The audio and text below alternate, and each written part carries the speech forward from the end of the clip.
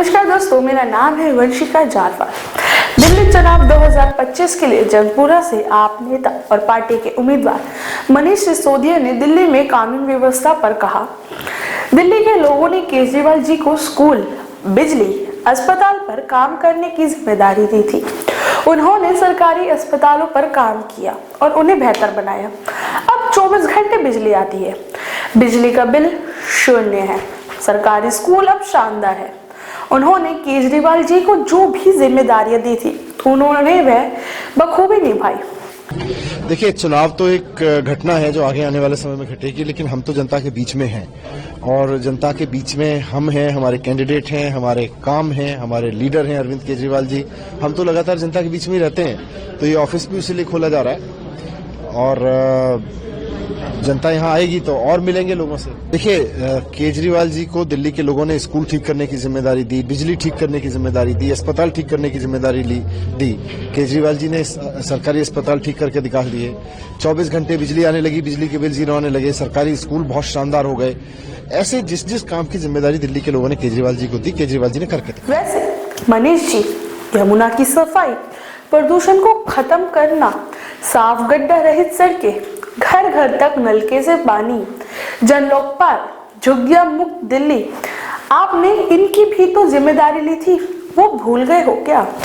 खैर, मनीष जी ने आगे कहा कि दिल्ली के लोगों ने अमित शाह और बीजेपी को कानून व्यवस्था संभालने की जिम्मेदारी थी, लेकिन उनके पद पर रहते हुए क्या हुआ? कानून व्यवस्था बिगड़ गई, हत्या हो रही है, गोलीबारी हो रही है। इसलिए लोगों को लगता है कि अमित शाह कानून व्यवस्था को संभालने में असमर्थ है। इस चुनाव में लोगों की चेतावनी है कि अमित शाह या तो कानून व्यवस्था सुधारो, नहीं तो लोग जानते हैं कि कैसे क्या करना है। दूसरी तरफ अमित शाह जी को, भारतीय जनता पार्टी को दिल्ली के लोगों ने जिम्मेदारी दी कि लॉ एंड ऑर्डर को ध्यान में रखिए। क्या हुआ अमित शाह जी के नेतृत्व में? लॉ एंड ऑर्डर पूरी तरह से खराब हो गया। पार्कों में मर्डर हो रहे हैं, रास्ते चलते लोगों को दिख रहा है गोलियां चल रही हैं, गलियों में लोग गोलियां फहराते घूम रहे हैं, गोलियां लहराते, पिस्तौल लहराते हुए घूम रहे हैं। तो उस सब के बीच में लोगों को लगने लगा है कि अमित शाह जी से तो लॉ एंड ऑर्डर संभल नहीं रहा। अब इस चुनाव में लोगों की यही चेतावनी है कि भाई अमित शाह जी या तो लॉ एंड ऑर्डर ठीक कर दीजिए, नहीं तो फिर दिल्ली की जनता लॉ एंड ऑर्डर को ठीक करना जानती है। मनीष जी, कब तक ये बीजेपी का राग गाते रहोगे? दिल्ली के मुख्यमंत्री की कोई जिम्मेदारी नहीं है। अगर कानून व्यवस्था या दिल्ली वासियों की परेशानी नहीं संभल सकती तो फिर आपको क्यों वोट दी? रोहिंग्या मुद्दे पर वे कहते हैं, हरदीप सिंह पुरी का ट्वीट था कि हम दिल्ली में रोहिंग्यों का पुनर्वास कर रहे हैं, इसलिए हरदीप पुरी को 2022 के अपने ट्वीट के बारे में जवाब देना चाहिए। उन्हें जवाब देना चाहिए कि उन्होंने रोहिंग्यों का पुनर्वास कहाँ किया।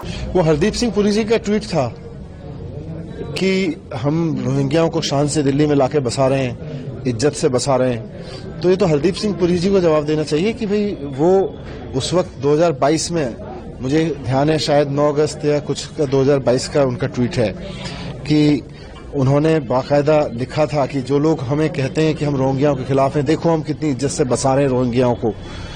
तो फिर हरदीप सिंह पुरी जी जवाब दें इसका कि कहाँ है रोहिंग्या, कहाँ छिपा के रखे हैं उन्होंने, कहाँ बसा? मनीष जी, क्या गैर कानूनी तरीके से दिल्ली में घुसे रोहिंग्यों को दिल्ली में बसने और दिल्ली वासियों का हक मारकर घुसपैठियों को दे देना, क्या यही आपकी राजनीति है? क्या दोस्तों, आपका इस बारे में क्या कहना है? हमें कमेंट्स करके जरूर बताएं और वीडियो सही लगी हो तो वीडियो को लाइक करके चैनल को सब्सक्राइब करना बिल्कुल ना भूलें। धन्यवाद।